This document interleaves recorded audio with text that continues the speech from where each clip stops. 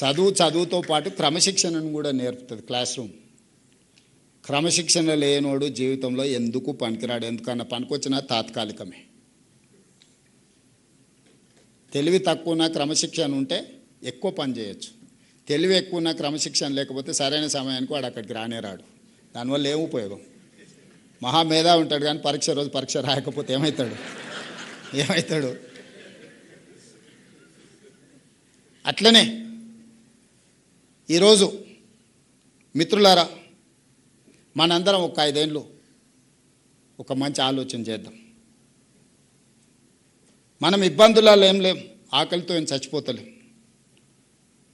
కుటుంబం కూడా అత్యంత దారుణమైన పరిస్థితులలో ఏం లేం. నా టీచర్లు అందరూ మంచిగా గౌరవంగా ఆర్థికంగా సమాజంలో చాలామంది కంటే బాగా ఈరోజు వాళ్ళు ఉన్నారు.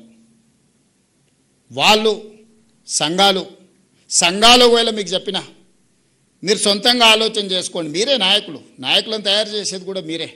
5 సంవత్సరాలు మేము పేద విద్యార్థుల కోసం, ప్రభుత్వ పాఠశాలకు వచ్చే పిల్లల కోసమే మేము అంకితం అవ్వదలుచుకున్నాము. 5 సంవత్సరాల తర్వాత మేము వెనక్కి తిరిగి చూసుకుంటాం. ఒకవేళ ఏమైనా కోల్పోతే మా రేవంత్ అన్న దగ్గరకు పోయి మేము కొట్లాడి తెచ్చుకుంటామని మీరు మనసులో పెట్టుకోండి. 34 వరకు నేనే ఉంటా, మీకు ఎవ్వరికి ఏం అనుమానం లేదు. ఈరోజు 26, 31 వరకు పిల్లల కోసం పనిచేయండి. ఈ 5 ఏళ్ళు మీ బాధ్యత నేను తీసుకుంటా. మీరు అడగకుంటేనే మీ సమస్య జెన్యూన్ ఇష్యూస్ ఏమున్నా 6 నెలలకోసారి ఒక హాఫ్ డే మీ సంఘాలను మీ నాయకులను పిలిచి కూర్చోబెట్టి క్వాలిటీ డిస్కషన్ చేసి చీఫ్ సెక్రటరీ కానీ ఎవరికైనా అంతెందుకు 2 విషయాలు మీతో పంచుకోదలుచుకున్నా. జనవరి 2024 1 తారీఖు కంటే ముందే మొదటి తారీఖు మీ జీతాలు వచ్చినాయి. గుండెల మీద చేసుకొని చెప్పండి. తెలంగాణ వచ్చిన తర్వాత 10 సంవత్సరాలు మొదటి తారీఖు నాడు మీ ఖాతాలో జీతాలు పడ్డాయా?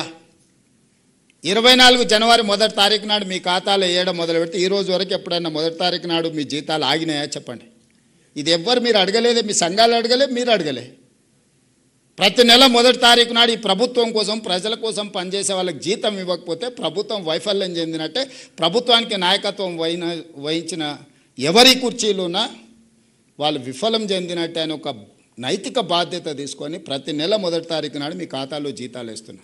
మీ పిల్లల చదువుల కోసం, మీ ఇళ్ళ కోసం లోన్ తెచ్చుకుంటే మీ చెక్స్ డిజైనర్ అయి మీ సిబిల్ స్కోర్ పాడైపోయి మండి పద్దుల కింద మీ ఖాతాలు మారి బ్యాంకుకి వెళ్తే మీకు అప్పు పుట్టని పరిస్థితి ఉండే. ఈరోజు రెగ్యులేట్ చేసుకుంటూ వచ్చిన కదా. ఈరోజు అవుట్సోర్సింగ్ కాంట్రాక్ట్ వాళ్ళని కూడా రెగ్యులేట్ చేయమని చెప్పిన కదా. ఒకప్పుడు పాఠశాలలో ఊడ్చుకునేది మీరే, తుడుచుకునేది మీరే, గంట కొట్టుకునేది మీరే, అవునా? నేను రాగానే అమ్మ ఆదర్శ పాఠశాల పెట్టి సంఘాలకు బాధ్యత ఇచ్చి తుడిచే పని నుంచి మీకు విముక్తి కలిగించిన కదా. టీచర్ అనేవాడు క్వాలిటీ చదివియడానికి వచ్చిన ఊడవనికే తూడవనికే గంట కొట్టనికే కాదు. మీకున్న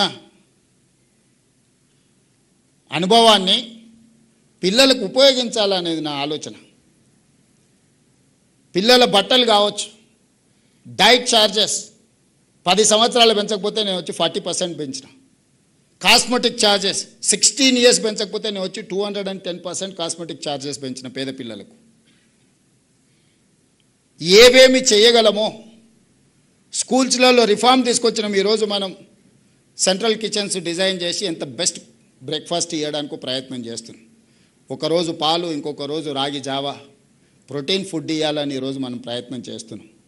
వాళ్ళే కాదు, 1.5 లక్ష ఉండే టీచర్లకు, లెక్చరర్స్ కూడా బ్రేక్ఫాస్ట్, లంచ్ అఫీషియల్గా మిమ్మల్ని కూడా ఇందులోనే మీరు కూడా ఉదయమే ఇంటి దగ్గర మేడం కోపం వచ్చి బ్రేక్ఫాస్ట్ పెట్టకపోతే మా సోదరులు స్కూల్కి వచ్చి తినొచ్చు అని పెట్టిన కదా. ఇవన్నీ కూడా కన్సర్న్తో, హ్యుమానిటీతో చేస్తున్నా నేను. ఇదేదో అధికారం ఉంది కాబట్టి అథారిటేటివ్ డెసిషన్స్ కావు ఇవి.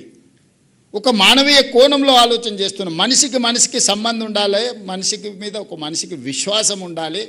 మానవ సంబంధాలే ఈ దేశాన్ని నిలబెట్టిన 1000 సంవత్సరాలైనా. యుద్ధాలు జరిగినా, రాజ్యాలు కోల్పోయినా మానవ సంబంధాల మీదనే జరిగినాయి కదా ఇవన్నీ. అభివృద్ధి చెందిన దేశాలు ఏవైనా ఉన్నాయంటే మానవ సంబంధాలు లేని దేశాలు ఏవైనా అభివృద్ధి చెందినా అవి నిలబడ్డాయా? ఈరోజు మానవ సంబంధాలను పునరుద్ధరించాలి. విద్యార్థులకు టీచర్ల మీద గౌరవం ఉండాలి. విద్యార్థులకు తల్లిదండ్రుల మీద ప్రేమ ఉండాలి. ఈ హ్యూమన్ కనెక్టివిటీ కోసం నేను చేస్తున్న ప్రయత్నం. ఒకప్పుడు మేము 7 మంది అన్నదమ్ములో ఒక సిస్టర్, 2-3 రాత్రికి ఇంటికి వచ్చిన రాకపోయినా మా అమ్మకి ఏదో పిల్లగాడు రేపు వస్తాడులే అనుకునేది. ఇప్పుడు మీకు ఉన్నది ఒకడే పిల్లగాడు. వాడు 5 నిమిషాలు రాకపోతే మీరు ఎంత హైరాణ పడుతున్నారో మీరు చూస్తలేరా? 2 పిల్లలు రేర్. 90% మేమిద్దరం మాకొక్కరు అనే స్లోగన్ వచ్చింది.